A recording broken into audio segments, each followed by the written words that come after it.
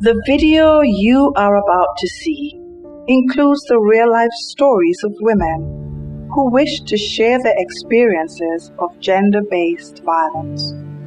Their stories are presented by actors to protect them. Along with several critical stakeholders, we open the door to provide you with a glimpse of those narratives. Welcome to When Love Goes Wrong.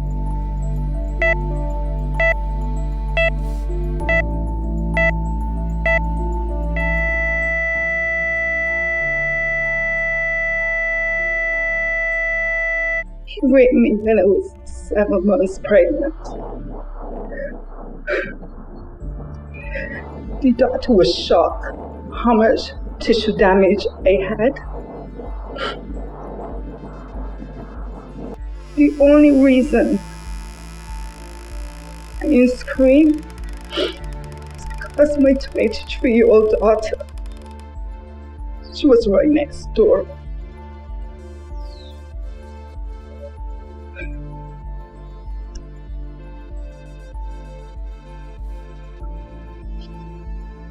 He went from being a friend to the narcissistic monster. Leaving doesn't mean the abuse ends. It is in fact the most dangerous time for a victim or a survivor. One time I had to get 3 stitches. I went to the police to get protective order. But they were saying to me that I had to wait till I come to court. So the case never got called or heard. Even when I was pregnant, he attacked me in town. I went to the police again, asked for protective order again. They told me I have to go to court to get the protective order. So when you do go to the police station, yes, the police do have the authority under the legislation to issue an emergency protection order. Women do complain that they do ask for these orders and they're not granted. The police are more inclined to ask you to return on Monday or whenever the next working day is and go to the court and have the court deal with the protection order. But that ain't making sense to me. I gotta wait till my case get called to get protective order. But what normally will happen, especially if the police are concerned about the victim being exposed to violence, they will go back to the residence with the victim, they will warn the perpetrator, and in some cases, if it is necessary, they will detain the perpetrator, at least over the weekend until they have recourse to get into court on Monday. I went to the station again. He was charged. But I ain't never went court. What I also tend to advise victims of domestic violence is try your best, if possible, not to return to the residence where the perpetrator is. I called the police. And you believe they took their sweet, good old time to get here, even though they were only 3 minutes away.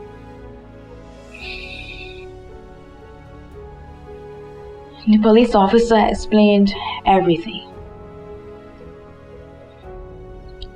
He said he would have to go to his workplace and arrest him and cuff him. Ma'am, you really want us to go to the bank and arrest this man? When the relationship ends, the abuse doesn't stop. It just transitions to a new form of abuse, referred to as post-separation abuse. My husband started sending emails to my boss and to HR. He posted stuff online. He turned up at my work threatening me. I spent so much time in HR because they saw all the craziness. It seemed like the stronger and the more independent I became, the angrier he got.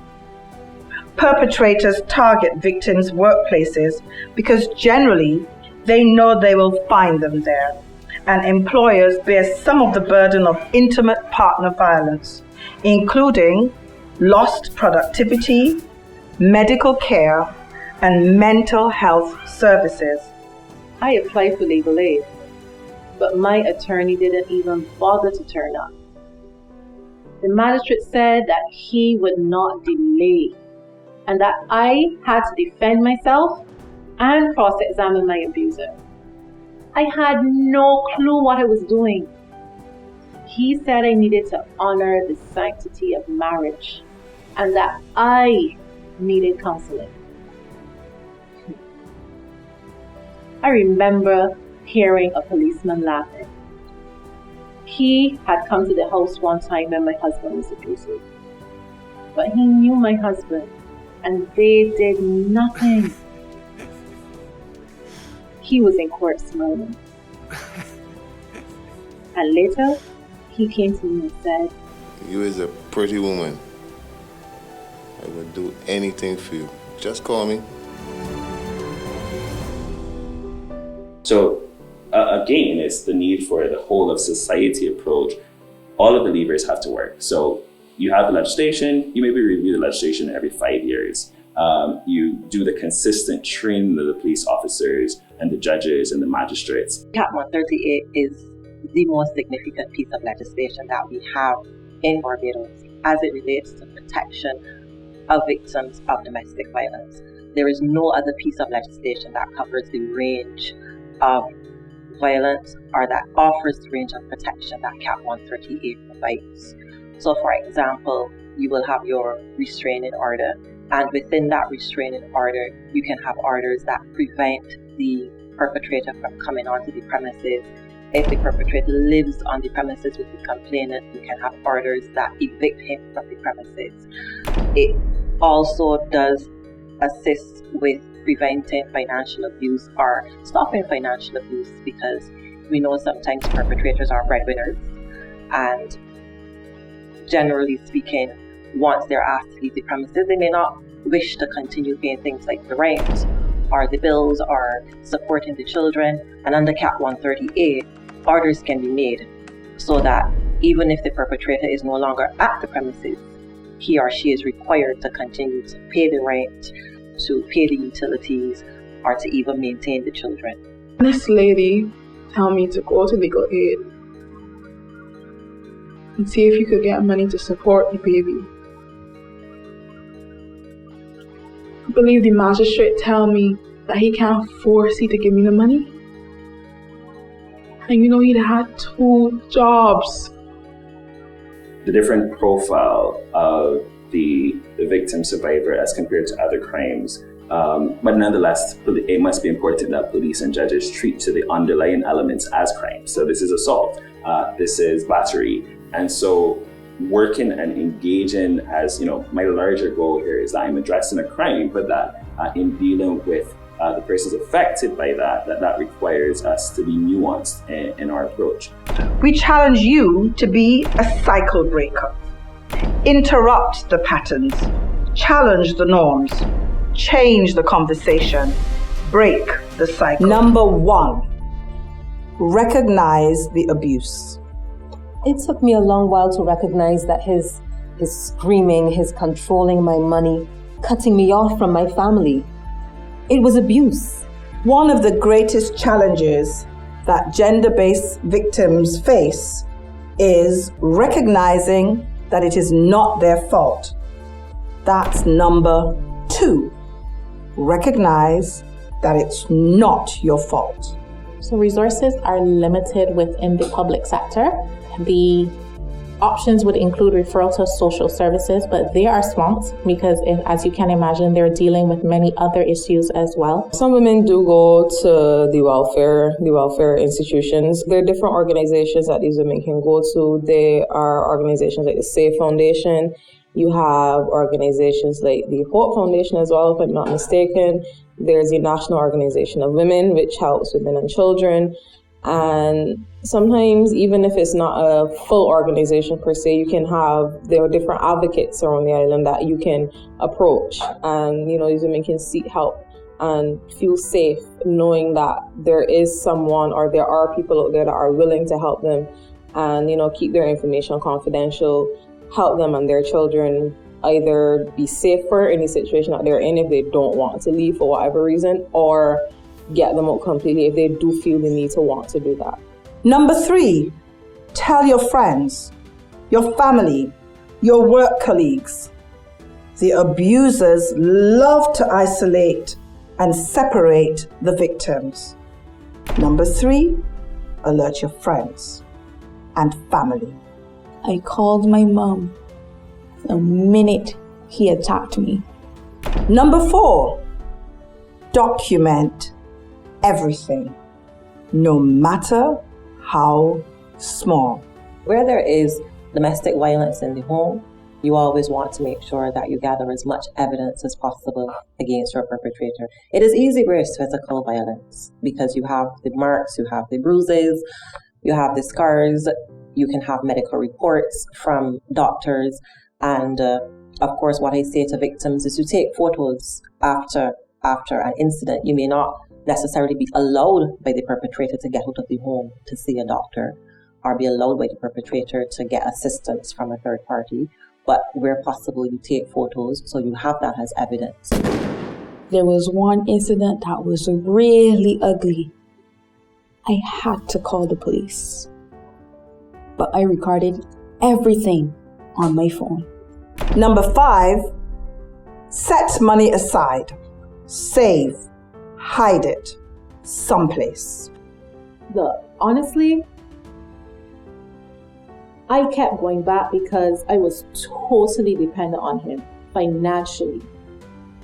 But as I started to get little jobs and make my own income, he lost power over me. I had the upper hand, and then I was able to leave.